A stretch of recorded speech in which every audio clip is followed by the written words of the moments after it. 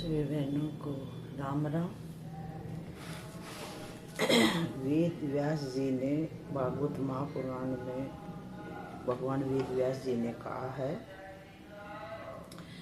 यदि काम पर जय प्राप्त करनी हो तो देह की नश्वरता पर विचार करो। मृत देह को देखो, सौ पर विचार करो, वह रोगी शरीरों की हालत देखो। लोभ को जीतना हो तो कमाए हुए धन का दान करो, और मोह को पराजित करना हो तो विवेक से काम लो। अहंकार को विजित करना हो तो अपने से श्रेष्ठ व्यक्ति को देखो। धन के अहम को जीतने के लिए अपने से अधिक धनी को देखो। विद्या के अहम को जीतना हो तो अपने से बड़े विद्वान को देखो। अपनी बुद्धि और चालाकी का अधिक गुमान हो तो अपने से अधिक चालाक लोगों में रहो। परंतु इन सब प्रयासों से दूर जिसे सतगुरु की प्राप्ति हो गई, जिसे गुरु भक्ति रूपी संजीवनी मिल गई, उसे काम दूर करने के लिए अलग से कोई उपाय नहीं करना पड़ता।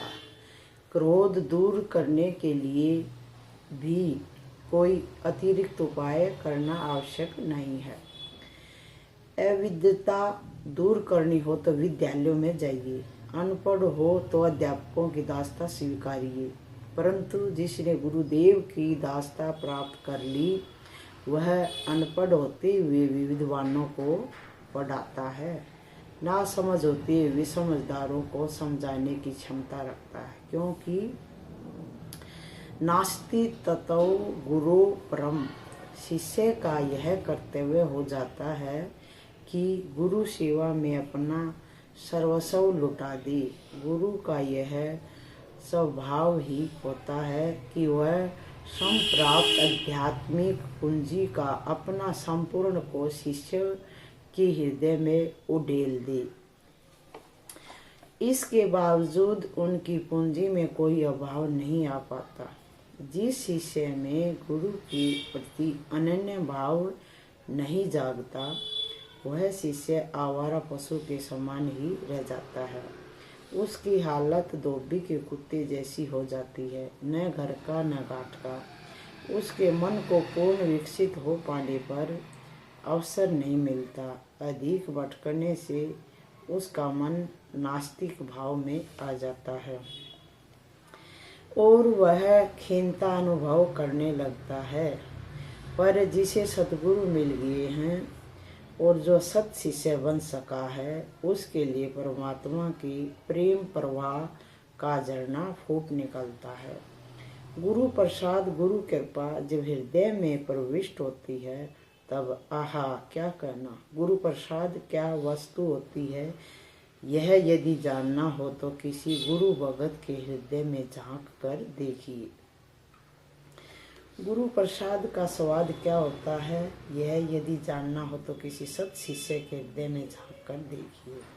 तब आपको पता चलेगा, देवता गण तो उस अमृत से वंचित रहते हैं जो अमृत गुरु भगत को मिलता है। जिसे गुरु भक्त गुरु भक्ति से संप्राप्त कर पीता है, उस अमृत से योगी जन भी वंचित रहते हैं।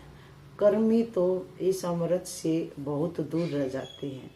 कर्मी कर्म कांड की शुद्धि में तो लगे रहते हैं, परंतु हृदय की शुद्धि तो परम भाव से प्राप्त होती है। भाव के बिना वह संभव ही नहीं है, उससे वे वंचित रह पाते हैं। तीर्थों में स्नान करने से एक फल मिलता है, परंतु यदि कोई गुरु भक्त मिल जाए और उसके सानिध्य में रहे तो 4 फल मिलते हैं। गुरु भगत के सानिध्य मात्र से धर्म, अर्थ, काम और मोक्ष, ये चारों के दरवाजे खुल जाते हैं। किसी गुरु भगत से मित्रता करके देखिए, वह आपको धर्म के मार्ग पर ले जाएगा। उसका स्वभाव ही होता है कि वह आपको धार्मिक बनाकर ही छोड़ेगा। आपको ठूठ नास्तिक न रहने देगा। सच्चा गुरु भक्त आपको मिले तो धर्म का द्वार ही खोल दे। सच्चा गुरु भक्त ही समतत्व को प्राप्त होता है। संतों जैसा वेश बनाकर बैठ जाने वाले साधक समतत्व को प्राप्त नहीं होते। तीर्थ नाहे एक फल, संत मिले फल चार, सतगुरु मिले अनंत फल, कहत कबीर विचार। ऐसे कोई संत मिल जाएं, ऐसे गुरु भक्त मिल जाएं तो हमें समझ में आएगा कि हम अब तक तो धुआं ही चाट रहे थे, पानी बिलो रहे थे कि मक्खन निकलेगा। हीरों की धुन में पत्थर चुनकर व्यर्थ का भार उठाए फिर रहे थे। ऐसे किसी विरले से भेंट होते ही कर्मकांडियों के तो होश ही उड़ जाएंगे। परमहंस रामकृष्ण देव की परीक्षा लेने एक पंडित आए। रामकृष्ण की मस्ती देखकर वे तो चकित हो उठे। उनका ईश्वरीय आनंद देखकर वापस लौटते हुए उन्होंने रामकृष्ण जी के शिष्यों से गदगद कंठ होकर कहा, गाड़ियों भरी जा सकें इतने ग्रंथों का अध्ययन मैंने किया है, पर आज जाना कि मैं तो व्यर्थ बोझ उठाए हूँ। अमृत तो आपके रामकृष्ण जी पी रहे हैं और उनके कृपा प्रसाद का स्वाद आप लोग पा रहे हैं। हम तो मस्तिष्क में बोझ भरे हुए पंडित ही रह गए। पुस्तकें पढ़ पढ़ कर गुरु बन जाने में कोई सार नहीं। ऐसे निगरे गुरुओं की कोई आवश्यकता नहीं। आजकल समाज में ऐसे किताबी गुरुओं की बड़ी भारी भीड़ हो गई है। कोई सदगुरु का प्यारा मिल जाए तो चारों पुरुषार्थ के द्वार खुल जाए। धर्म अर्थ काम और मोक्ष के द्वारों का क्या मजाल कि वे बंद रहें। जब कोई सतगुरु का प्यारा आपका हाथ पकड़ ले तो निश्चित जानिएगा कि आपके लिए धर्म अर्थ काम और मोक्ष के द्वार बंद नहीं रह सकते। सत शिष्य का सानिध्य इतना लाभ पहुंचा सकता है, और जब यह सत शिष्य सतगुरु बनता है तब उसमें अनंत फल देने के सामर्थ्य उद्भूत हो जाती है। ज्ञानेश्वर महाराज सत शिष्य में से सतगुरु बने थे।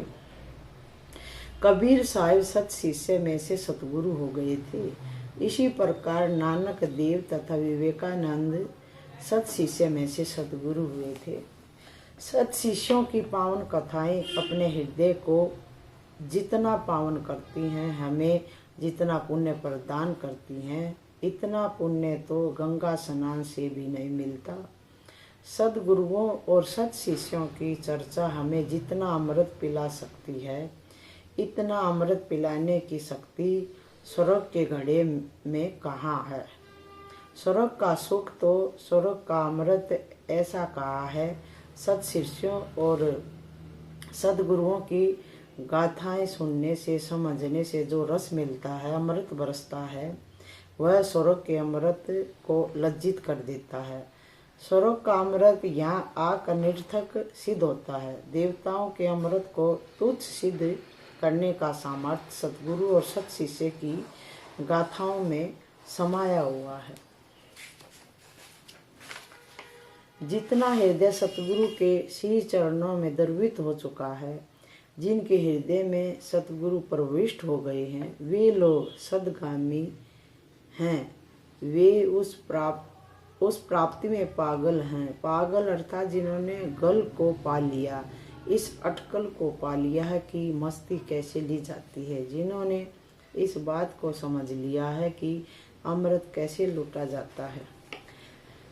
सतगुरुदेव के प्रति हृदय का भाव उमड़ पड़ता है, तब शिष्य के मुख से मधुर प्रार्थना की भाव गंगा बहने लगती है। कैसे? गुरुदेव दया कर दो मुझे पर, मुझे अपनी शरण में रहने दो। गुरुदेव दया कर दो मुझे पर, मुझे अपनी शरण में रहने दो। मुझे ज्ञान के सागर से स्वामी अब निर्मल गागर भरने दो। मुझे ज्ञान के सागर से स्वामी अब निर्मल गागर भरने। ओ तुम्हारी शरण में जो कोई आया पार हुआ वो एक ही पल में। तुम्हारी शरण में जो कोई आया पार हुआ वो एक ही पल में। पार हुआ वो एक ही पल में। इस दर पे हम भी आए हैं, इस दर पे हम भी आए हैं, इस दर पे गुजारा करें दो। इस दर पे हम भी आए हैं, दर पे गुजारा करने दो। गुरुदेव दया कर दो मुझ पर, मुझे अपनी शरण में रहने दो। ओ सिर पे छाया घोर अंधेरा सूझत ना रहा कोई। सर पे छाया घोर अंधेरा सूझत ना बराह कोई। ये नैन मेरे और ज्योत तेरी, ये नैन मेरे और ज्योत तेरी। इन नैनों को भी बहन दो। ये नैन मेरे और ज्योत तेरी, इन नैनों को भी बहन। ओ गुरुदेव दया कर दो मुझ पर, मुझे अपनी शरण में रहने दो। मुझे ज्ञान के सागर से स्वामी अब निर्मल गागर भरने दो। चाहे डुबा दो चाहे तरा दो, मर भी गए तो देंगे दुआएं। चाहे डुबा दो चाहे तरा दो, मर भी गए तो देंगे दुआएं। ये नाव मेरी और हाथ ते, ये नाव मेरी और रे। मुझे भव सागर से तरने दो। ये नाव मेरी और हाथ तेरे, मुझे भव सागर से तरने दो। गुरुदेव दया कर दो मुझ पर, मुझे अपनी शरण में रहने दो। अब ज्ञान के सागर से स्वामी मुझे निर्मल गागर भरने दो। अब ज्ञान के सागर से स्वामी मुझे निर्मल गागर। ओ इल्जाम लगाने वालों ने इल्जाम लगाए लाख, मगर इल्जाम लगाने वालों ने इल्जाम लगाए लाख, मगर तेरी ही सौगात समझ करके, तेरी ही सौगात समझ के हम सर पे उठाए जाते हैं। तेरी ही सौगात समझ करके हम सर पे उठाए जाते हैं। गुरुदेव दया कर दो मुझ पर, मुझे अपनी शरण में रहने दो। अब ज्ञान के सागर से स्वामी मुझे निर्मल गागर भरने दो। बोल सतगुरु भगवान की जय। किसी सत शिष्य के हृदय का यह संगीत है। कोई भाषा नहीं है, केवल भाषा इतनी प्यारी नहीं होती जितना अंतर का संगीत प्यारा होता है।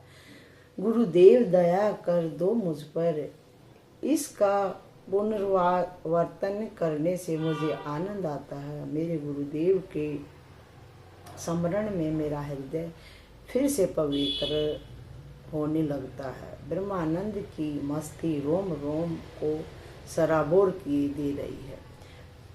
कुछ वर्ष पूर्व मेरे सदगुरुदेव परम पूज्य लीला शाह बापू ब्रह्मलीन हुए। जिस देह के द्वारा मुझे शाश्वत स्वरूप का साक्षात्कार हुआ वह परम पावन देह अब नहीं है। उनके पावन सानिध्य में बीते हुए वे परम मधुर दिन अब याद आते हैं और हृदय में भाव की लहरें उमड़ती हैं। निजानंद संत आत्म साक्षात्कारी पुरुष थे।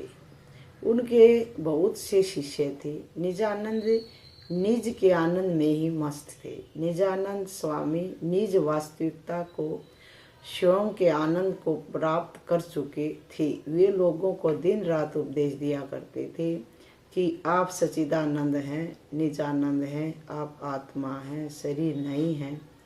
आप कभी न तो जन्मते हो और न ही मरते हो। शरीर किसी का भी हो वह नश्वर ही होगा। पति का हो या पत्नी का हो, गुरु का हो अथवा भगत का, शरीर तो नश्वर ही है। एक दिन निजानंद ने समाचार सुना कि गुरुदेव का देहांत हो गया है। समाचार पाते ही निजानंद तत्काल गुरुदेव की ओर दौड़े। उनके पीछे पीछे उनके सभी भगत शिष्य एवं सत शिष्य भी भागे। निजानंद फिर से पवित्र होने के लिए ब्रह्मलीन हो चुके गुरुदेव के दर्शन करने पहुंच गए। आंखों से अश्रुधार अवतरित बह रही थी। भरे गले से फूट कर रुदन अंतर से बाहर निकल रहा था। अब ये निजानंद स्वामी के रूप में न रहकर एक पागल शिष्य का रूप धारण कर चुके थे। एक पागल साधु बन गए थे। रुद्रना वेग में वे अपने संपूर्ण विद्वता भूल चुके थे। उन्हें इसका विचार भी न रहा कि उनके साथ उनके अपने हजारों शिष्यगण उपस्थित हैं। अपने आप को वे संभाल ही न सके और न ही उन्होंने संयत होने के लिए कोई प्रयास ही किया। निज का भाव प्रभाव से मुक्त करने का विचार तक भी उनके समीप न फटक सका। गुरु के मृतदेह से लिपट कर वे बच्चे की तरह बिलक बिलक कर रो पड़े। अनेकों भगत और शिष्य उन्हें कह रहे थे, स्वामी जी अब बस कीजिए, यह आप क्या कर रहे हैं। स्वामी जी आप तो हमें रात दिन उपदेश दिया करते हैं कि देह नश्वर है और गुरु देह नहीं, परंतु वे तो साक्षात सच्चिदानंद परमात्मा हैं। और आप तो गुरु के मृतदेह से इस प्रकार लिपट रहे हैं, गुरु के देहांत पर रो रहे हैं। स्वामी जी स्वस्थ होइए, अपने यश का विचार कीजिए, अपनी महान प्रतिष्ठा का ध्यान दीजिए। देश देशांतरों में फैली आपके यश की सुवास का, अपनी मान बढ़ाई का विचार कीजिए।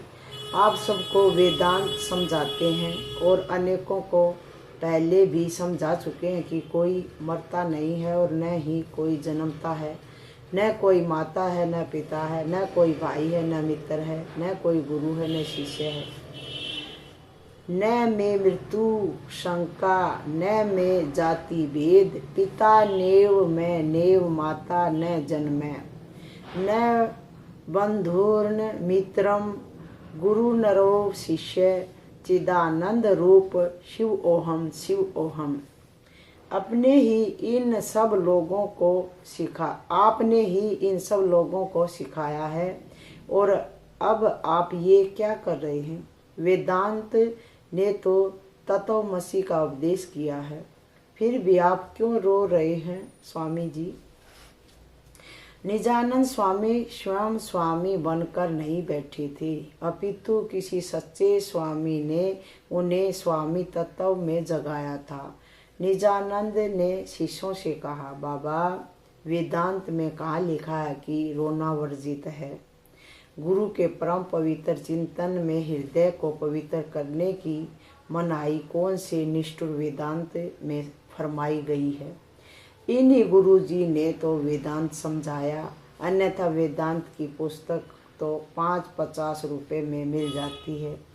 ऐसा वेदांत प्रेस में पड़ा रहता है। वेदांत के उपदेशों से पुस्तकालय भरे पड़े हैं। यदि ये गुरु ना होते, गुरुदेव की यह नश्वर देह ना होती, तो शाश्वत की झलक कहाँ से मिलती। सैद्धांतिक रूप से गुरु की देह नश्वर है, परंतु मेरी व्यक्तित्व अनुभूति में गुरु की देह नश्वर नहीं है। गुरुदेव के समस्त समर्थियाँ भी मेरे लिए तो शाश्वत हैं।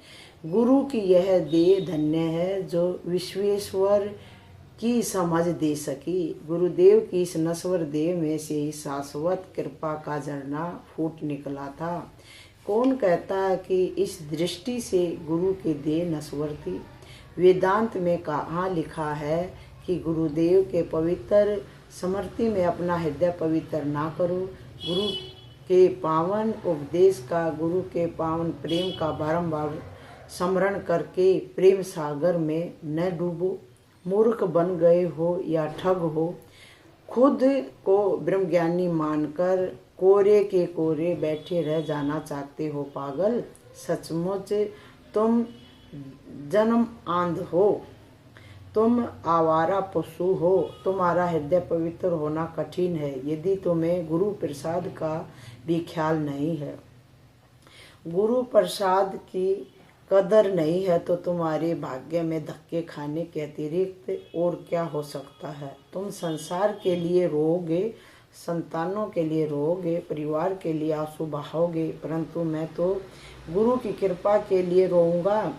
मैं गुरु चरणों के लिए रो रहा हूँ और रोता ही रहूँगा। इसमें जीवन की सार्थकता है। इस प्रकार निजानंद उस स्थिति में भी अपने शिष्यों को समझाने लगी। निजानंद के अंतर में निज का आनंद समा नहीं पा रहा था। जहाँ जहाँ उनकी दृष्टि जाती थी, जहाँ जहाँ उनकी पुकार पहुँचती थी, वहाँ वे स्वयं ही निज स्वरूप हो जाते थे। निजानंद गुरु की याद ताज़ा कर रहे हैं। गुरु के सानिध्य में घटी संपूर्ण घटनाएं को हृदय पटल पर चित्रित करते हुए संसार को, संसार के संबंध को अलविदा कर रहे हैं। निजानंद स्वामी धन्य धन्य हो गए होंगे।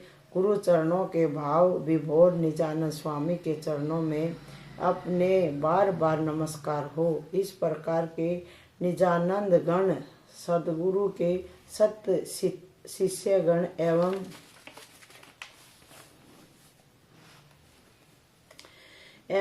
सद्भगत गण भक्ति भाव में विभोर हो गुरु प्रेम में जब रोते हैं, तब जिस स्थान पर उनके वे आंसू पड़ते हैं वहाँ की भूमि कृत्य कृत्य हो जाती है, धन्य धन्य हो उठती है। उसमें तीर्थ तत्व की शक्ति आ जाती है। जहाँ गुरु भगत अपने चरण रखते हैं वह भूमि पूजी जाती है। उस धरा की धूल भी पूज्य है। ध्यान मूलम गुरु मूर्ति, पूजा मूलम गुरु पदम, मंत्र मूलम गुरुर्वाक्यम, मोक्ष मूलम गुरु हो कृपा। निजानंद निज गुरु की कृपा को पहचान कर गुरु बन गई। ज्ञान देव गुरु कृपा का परिचय पाकर गुरु तत्व को उपलब्ध हो गई। देवगढ़ के दीवान साहब जनार्दन स्वामी के शिष्य एकनाथ जी ने गुरु भक्ति में हंसते हंसते और गुरु प्रेम में रोते रोते जो प्राप्त किया वह बड़े बड़े योगी भी नहीं पा सके। योगी तो आँखों को दबा कर नाक कान को विविध प्रकार से परेशान करके अनेकों प्रकार साधनाओं एवं न जाने कितना परिश्रम करता है, तब कहीं जाकर मन शांत होता है। एकनाथ का मन तो गुरु सेवा से ही शांत हो जाता था। गुरु के स्मरण मात्र से उनका हृदय पवित्र हो जाता था और उस पावन हृदय में हजारों हजारों शिष्य की हृदय को पवित्र किया। बोल श्री सतगुरु भगवान की जय। ये थी बहनों एक सत शिष्य की कथा जो व्यास जी खुद ही भागवत में सुनाते हैं।